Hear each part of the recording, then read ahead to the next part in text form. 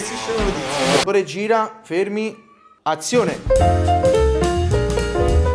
Tutte le canzoni che io canto mi emozionano, però una in particolare che mi tocca un pochettino in più è il brano che ha come titolo È capitato pure a me e racconta di una relazione finita tra due persone e hanno in comune una figlia. Purtroppo questa figlia, si sa, quando una relazione finisce viene affidata ad un solo genitore e l'altra parte soffre sempre un poco in più. In questo caso viene affidata alla madre e il padre soffre di questa mancanza di momenti positivi da condividere con la figlia e lui cerca in tutti i modi, quando più possibile, di stare vicino a questa figlia.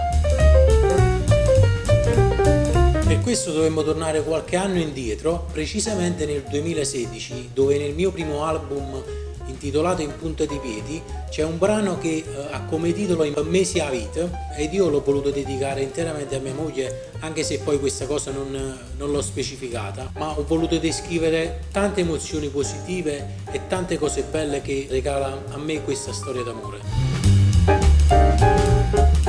Allora, devo dire che io stimo moltissimi artisti oggi attuale, però posso dire che un artista che ho stimato un pochettino in più è stato il grande Mario Merola, per me un artista con la A maiuscola, perché dovete sapere che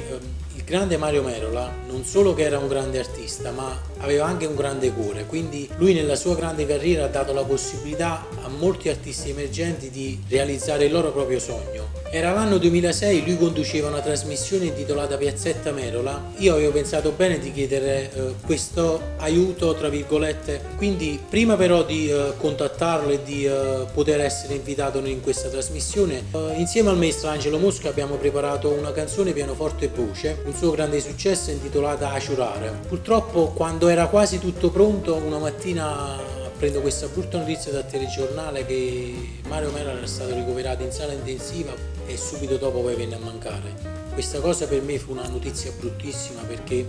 non per il fatto di non aver potuto cantare con lui, ma non aver potuto stringergli la mano, questa cosa mi ha legato ancora di più a lui e alla sua musica.